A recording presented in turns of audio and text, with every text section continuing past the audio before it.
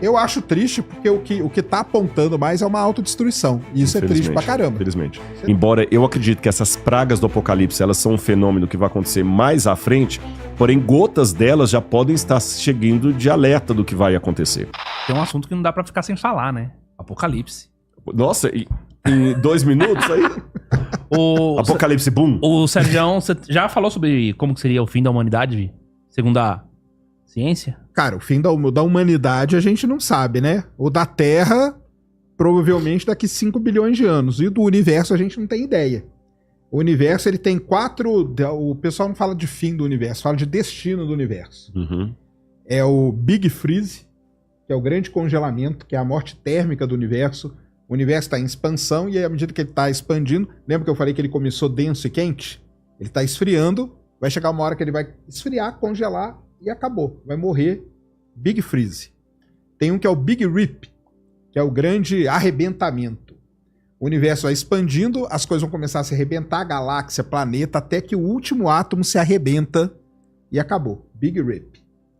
Tem um que é o Big Bounce, que é o que o universo nunca teve início e nunca vai ter fim. Uhum. O universo ele expande até um certo ponto, volta até um certo ponto. Expande o Stephen Hawking... Esse aí é do Roger Penrose. Ah, tá. Esse aí do Big Bounce é do Roger Penrose. E tem o Big Crunch, que o universo está expandindo, ele vai parar uma hora e depois vai começar a se contrair tudo. Qual que é? Não sabemos qual vai ser, entendeu?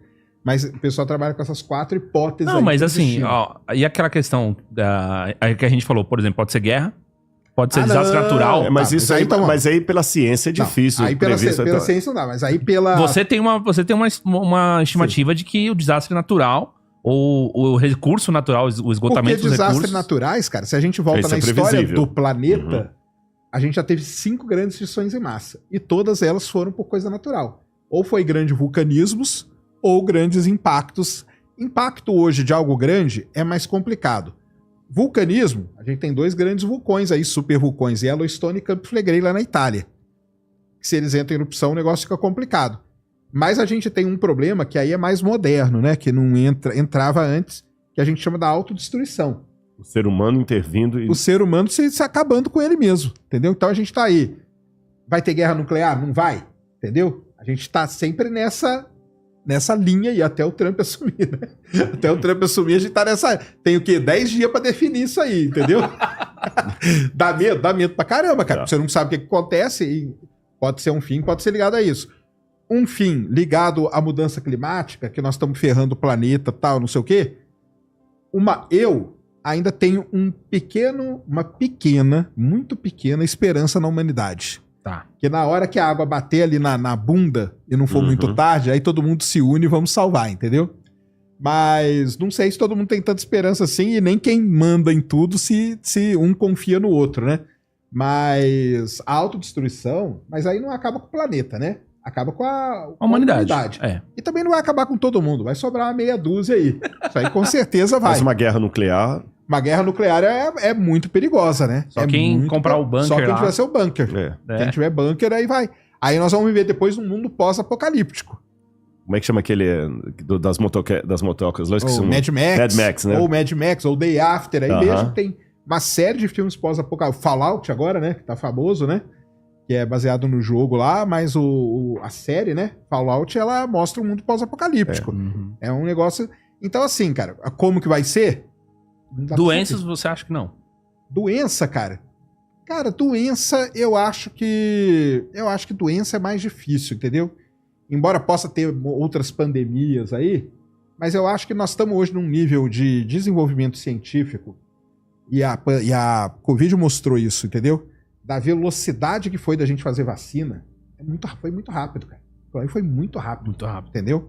Foi muito rápido. Ah, porque não testou de cara. Não tinha tempo de testar, galera. Entendeu? Era aquilo pra salvar uma galera ou ia morrer, sei lá, 10 vezes mais do que morreu. Entendeu? E conseguiram segurar. Querendo ou não, você gostando ou não, a vacina segurou.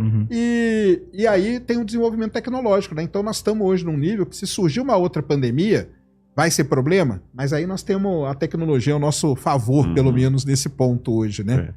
Então desse lado é isso aí. Bom, isso aí. Agora, qual vai ser o apocalipse de tudo? lá.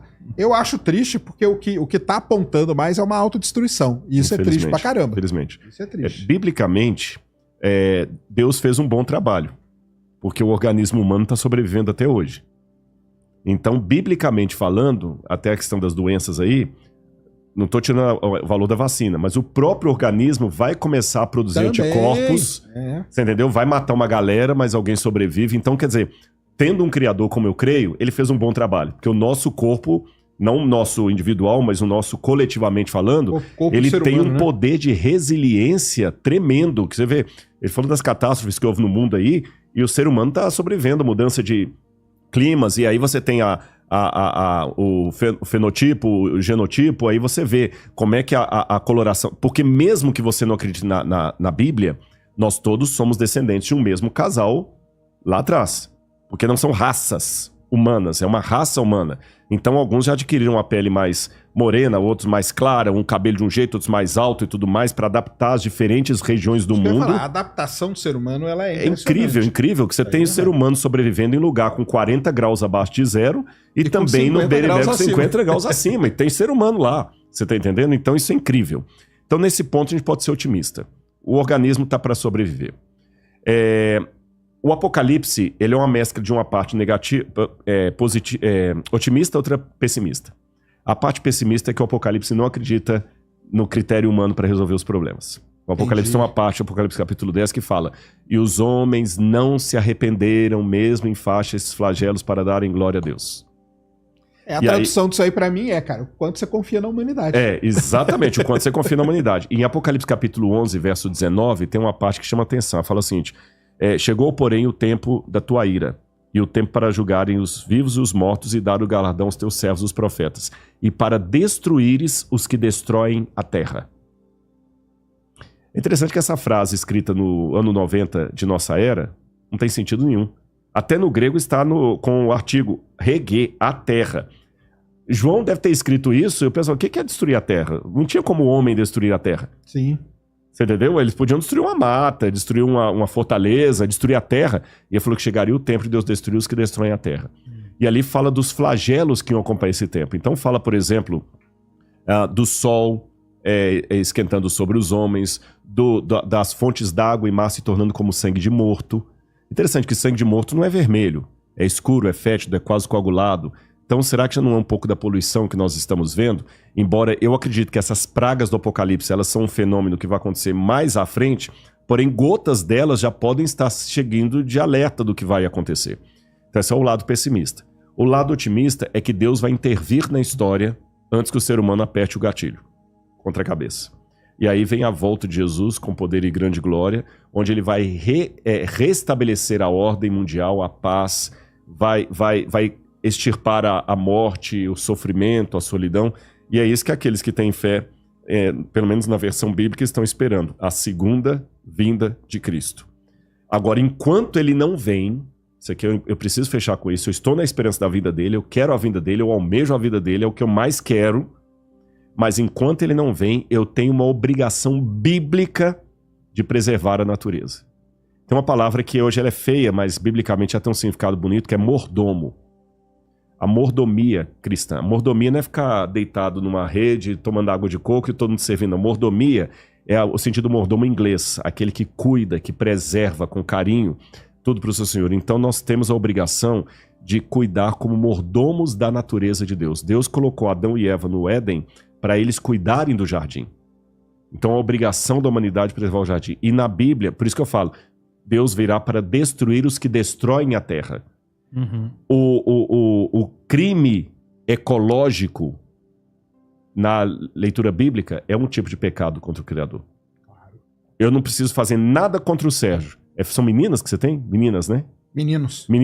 Não preciso fazer nada contra o Sérgio. Mas se eu meter um tapa num filho dele, eu atingi ele.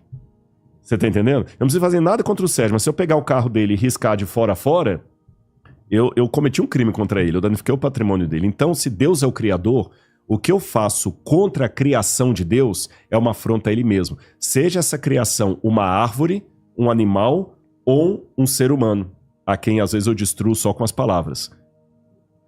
Às vezes é uma destruição, você destrói uma pessoa, você está causando a extinção daquela pessoa sem tocar nela, só depreciando aquela pessoa, sabe? As megas corporações que só querem dinheiro, dinheiro, dinheiro a troca de qualquer coisa, Deus vai cobrar isso com juros e correção monetária. É a visão bíblica do Apocalipse.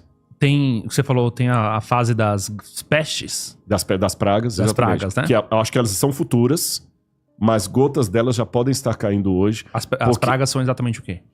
Para mim, são eventos que... Aí o Apocalipse está escrito numa linguagem codificada. Por exemplo, fala assim, os mares, rios e fontes d'água como sangue de morto. Uhum. Aí agora eu não vou ler literalmente que a água virá sangue. Sim. Mas a própria fraseologia, como sangue de morto, como é que é o sangue de um morto? É escuro, é fétido, coagulado. Aí quando você olha derramamento de petróleo, às vezes no mar, o rio Tietê, a Rio Pinheiros, parece um sangue de morto. Escuro, fétido, quase coagulado. Seriam sinais, né? Sinais. Sinais. Você entendeu? Grandes... Ou seja, são sinais que Deus está dando para alertar o pessoal. Gente, acorda, eu tô voltando. Guerra não, né? Guerra também. Guerra. Só que tem uma coisa, em 1 minuto eu vou falar isso aqui para não ser muito prolongado. Eu vou fazer uma pergunta que se eu fosse o Sérgio, que eu faria, viu, Sérgio? Guerra sempre teve no mundo. Uhum. Fome sempre teve no mundo. Terremoto sempre teve. A Bíblia não fala de vulcão, mas se falasse também vulcão sempre teve. Em que sentido guerra, essas coisas são sinais do fim? Se isso sempre teve. O Apocalipse não fala em guerra, hora nenhuma. Fala. Ah, fala. Mas com uma diferença. Tanto o Apocalipse como os sinais que Jesus dá da volta dele, ele fala de eventos mundiais. Aí eu tô voltando àquela pergunta que você fez. Entendi. Por exemplo, a marca da besta não é algo regional. Diz que toda a terra será envolvida de uma maneira que ninguém vai poder comprar ou vender senão quem tem a marca da besta ou o número do seu nome. Você tá entendendo? Então, a volta de Jesus vai ser um evento que vai contabilizar o mundo inteiro. O anticristo vai ser um governo de mundo inteiro. Aí, curiosamente falando, do Covid para trás, eu não tinha nenhum evento literalmente histórico, a não ser o dilúvio para quem acredita como eu, que eu pudesse apontar um evento mundial. A Primeira Guerra Mundial não foi mundial. Ela é simbolicamente mundial. Concorda comigo? Segunda Guerra Mundial não foi mundial. A Angola não participou. Ah, sim, não. O Afeganistão não participou. A gente chama... As grandes epidemias que houve no mundo, a gripe suína, a peste negra, não foram mundiais. Agora, desde o Covid para cá, pela primeira vez na história, estamos desenhando quadros que antes eram regionais e agora são mundiais. E o Covid mostrou isso. O palestino usou máscara, o israelense também. O iraquiano usou máscara, o iraniano também. Quem votou em Bolsonaro usou máscara, quem votou em Lula usou máscara. Quem votou em Ciro Gomes usou máscara. Quem é atleticano usa, quem cruzeirense usa, quem é ateu usa, quem é cristão usa. Todo mundo teve que usar. O mundo inteiro. Primeiro evento da história, desde Noé, que foi mundial. E a partir de lá pra cá, isso me chama atenção, galera, sem sensacionalismo. Não tô dando data pra volta de Jesus, não. Que a partir de agora... Todos os eventos mundiais de grande proporção são realmente globais. Por exemplo, a economia ela vai de alguma forma ter que unificar, senão ela vai colapsar. O headset não é um mito, não é teoria da conspiração. A bolsa de valores não dá mais conta do mercado, as previdências não dão mais conta, o mundo vai quebrar. Vai ter que ter uma economia mundial. Tá bom? O dinheiro virtual já está aí. A internet ela vai ter que ter uma regulamentação mundial. A inteligência artificial vai ter que ter uma regulamentação mundial. Tá certo? Não é uma questão de mas o Lula não vai aceitar isso, mas o Trump não vai... Não é questão de aceitar. Tem que ser. É igual máscara. Eu odiava usar máscara. Não tinha que usar. Você tá entendendo? Vai ter que ser. Tráfico de drogas, armas e a ecologia. Então o mundo está caminhando para uma unificação global. E se houver uma guerra hoje, essa vai ser a primeira guerra mundial. Que as outras não foram. E aí eu já vejo um desenho do Apocalipse mais presente do que eu poderia ver na época de Hitler, de Napoleão, de Mao Tse Tung ou de qualquer outro do passado. Ou seja, o Apocalipse, ainda que eu não creia, é um quadro possível. Interessantíssimo. Ainda que eu não creia, é um quadro.